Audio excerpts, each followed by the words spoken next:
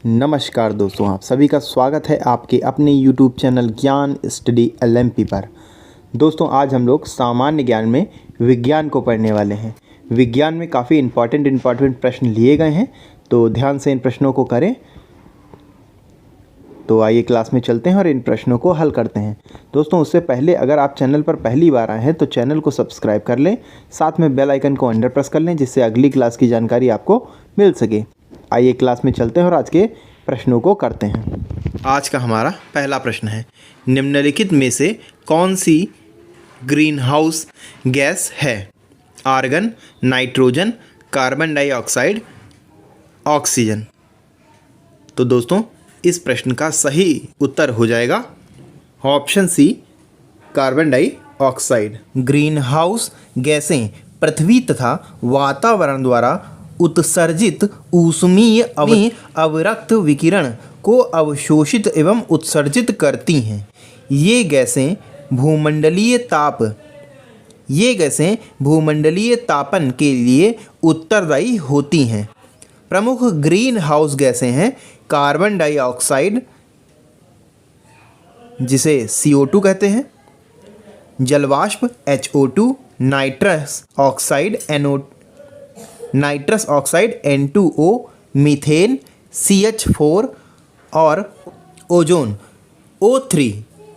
तो दोस्तों, इस प्रश्न का सी ऑप्शन सही हो जाता है। अगला प्रश्न है, निम्नलिखित में से कौन सी धातु खनिज नहीं है? Hematite, bauxite, gypsum, limonite. तो दोस्तों, इस प्रश्न का सही उत्तर हो जाएगा option C, gypsum. Bauxite, cryolite, corundum तथा डायस्फोर एल्यूमिनियम धातु के खनिज हैं। हेमेटाइट, लिमोनाइट, मैग्नेटाइट आदि लोहे के खनिज हैं, जबकि जिप्सम एक खनिज धातु नहीं है। इसका रासायनिक सूत्र CaSO4 2H2O है। प्लास्टर ऑफ पेरिस बनाने में प्रायः इसका उपयोग होता है। आइए दोस्तों, अगले प्रश्न पर चलते हैं।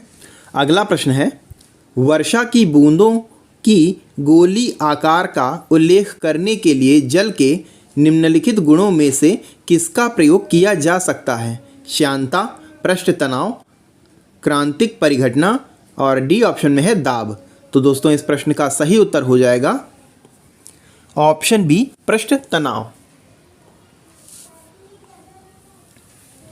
पृष्ठ तनाव के कारण वर्षा की बूंदें गोली आकार की हो जाती हैं।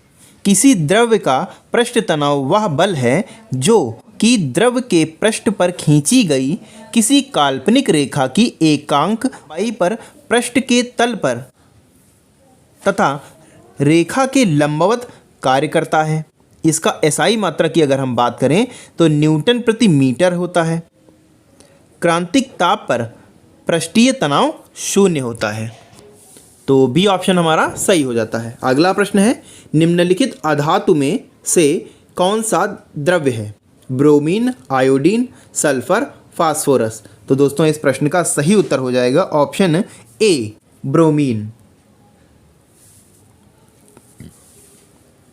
ब्रोमीन को हम Br से लिखते हैं। इसका परमाणु क्रमांक की अगर हम बात करें तो 35 होता है। यह गहरे लाल रंग का गाढ़ा द्रव्य है जो लाल रंग की वाष्प देता है। प्रकृति में ब्रोमीन मुक्त अवस्था में नहीं पाई जाती है। तो ए ऑप्शन सही हो जाता है। आइए दोस्तों, अगले प्रश्न पर चलते हैं। दोस्तों, अगला प्रश्न है, किस वैज्ञानिक ने रेडियोधर्मी तत्व रेडियम की खोज की? आपके ऑप्शन है Isaac Newton, Albert Einstein, Benjamin Franklin और डी ऑप्शन में है मैरी क्यूरी। तो दोस्तों, इस प्रश्न का सही उत्तर हो जाएगा ऑप्शन डी, मैरी क्यूरी। दोस्तों, दिए गए उत्तरों में मैरी क्यूरी ने रेडियोधर्मी तत्व रेडियम की खोज की थी। यह तत्व यूरेनियम की अपेक्षा लगभग 30 गुना अधिक रेडियो एक्टिव होता है। 1 टन पिच ब्लैक में लगभग 0.15 यानी 0.15 ग्राम रेडियम होता है। तो डी ऑप्शन हमारा सही हो जाएगा। अगला प्रश्न है, किस कारण से स्टोन कैंसर होता है? अम्ल वर्षा, विश्वव्यापी तापन, रेडियोधर्मिता और डी ऑप्शन में है जीवाणु क्रिया। अम्ल वर्षा के कारण स्टोन कैंसर होता है। इसमें इमारतें, स्मारक व अन्य आधारभूत संरचनाएं क्षतिग्रस्त हो जाती हैं। तो इस प्रकार दोस्तों हमारा डी ऑप्शन सही हो जाता है। आइए दोस्तों अगले प्रश्न पर चलते हैं। दोस्तों अगला प्रश्न है ब्राइन है, क्या है दोस्तों? NaCl का संतृप्त विलयन, बी ऑप्शन में है विरंजक चूर्ण का सामान्य नाम, डी ऑप्शन में है क्लोरीन का जलीय विलयन और डी ऑप्शन में है Na2SO4 का जलीय विलयन। तो दोस्तों इस प्रश्न का सही उत्तर हो जाएगा ऑप्शन ए, NaCl का संतृप्त विलयन। तो ए ऑप्शन हमारा सही हो जाएगा। ब्राइट साल्ट यानी कि NaCl का संतृप्त विलयन है। यह जल में साल्ट की उच्च सांद्रता युक्त विलयन होता है। प्रायः यह 3.5 से 26% तक होता है। आइए दोस्तों अगले प्रश्न पर चलते हैं। दोस्तों अगला प्रश्न है हरे फलों, दोस्तों हरी लिख गया है, यहाँ पे हरे होगा। हरे फलों को कृत्रिम ढंग से पकाने हेतु प्रयुक्त गैस है एसिटिलीन, एथेन, हाइड्रोजन, नाइट्रोजन। तो दोस्तों इस प्रश्न का सही उत्तर हो जाएगा एसिटिलीन, यानी ए ऑप्शन हमारा सही हो जाता है। एसिटिलीन गैस का प्रयोग हरे फलों को कृत्रिम ढंग से पकाने में किया जाता है, जबकि एथिलीन एक पादप हार्मोन है जो फलों को प्राकृतिक रूप से पकाता है। ए ऑप्शन सही हो जाता है। अगला प्रश्न है वायु में नाइट्रोजन गैस का प्रतिशत है 40, 78, 21.5, 3। तो इस प्रश्न का सही उत्तर हो जाएगा ऑप्शन बी 78। वायुमंडल में लगभग 78% नाइट्रोजन, 21% ऑक्सीजन, 0.93% ऑर्गन और 0.036% कार्बन डाइऑक्साइड गैस उपलब्ध है। तो बी ऑप्शन सही हो जाता है। आइए दोस्तों अगले प्रश्न पर चलते हैं। अगला प्रश्न है ओजोन है, क्या है दोस्तों? ऑक्सीजन का एक यौगिक, ऑक्सीजन का एक अपरूप, ऑक्सीजन का एक समावयन और डी ऑप्शन में है ऑक्सीजन का एक समस्थानिक। तो दोस्तों इस प्रश्न का सही उत्तर हो जाएगा ओजोन का एक अपरूप, यानी बी ऑप्शन हमारा सही हो जाता है। ओजोन O3 से हम इसको लिखते हैं। ऑक्सीजन तत्व का एक अपरूप है। ओजोन ऑक्सीजन पर सूर्य की पराबैंगनी किरणों के प्रभाव से बनती है। तो बी ऑप्शन हमारा सही हो जाता है। आइए दोस्तों अगले प्रश्न पर चलते हैं। दोस्तों अगला प्रश्न है निम्नलिखित पदार्थ में से कौन सा एक लौह चुंबकीय है? सोना, लकड़ी, मैग्नीज, निकेल। तो दोस्तों इस प्रश्न का सही उत्तर हो जाएगा ऑप्शन डी निकेल। ऐसे पदार्थ जिन्हें चुंबकीय क्षेत्र में रखने पर क्षेत्र की ही दिशा में प्रबल रूप से चुंबकीय हो जाते हैं तथा किसी चुंबक के सिरे के समीप रखने पर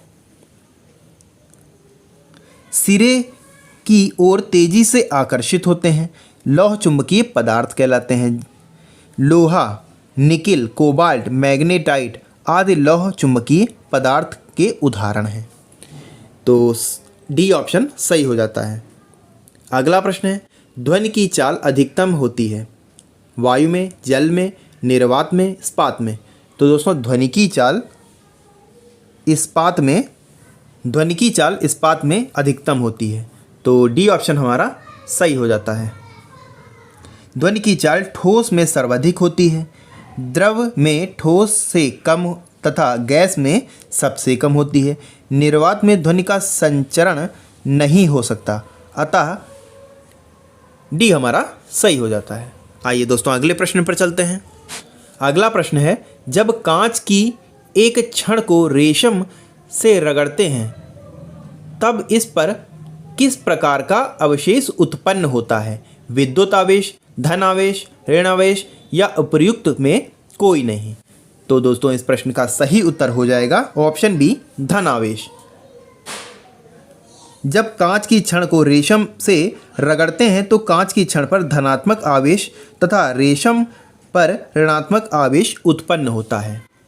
अगला प्रश्न है, निम्नलिखित में से कौन सा ऊर्जा का नवीकरण संसाधन है? प्राकृतिक गैस, पेट्रोल, भूजल, कोयला। तो दोस्तों इस प्रश्न का सही उत्तर है ऑप्शन सी, भूजल।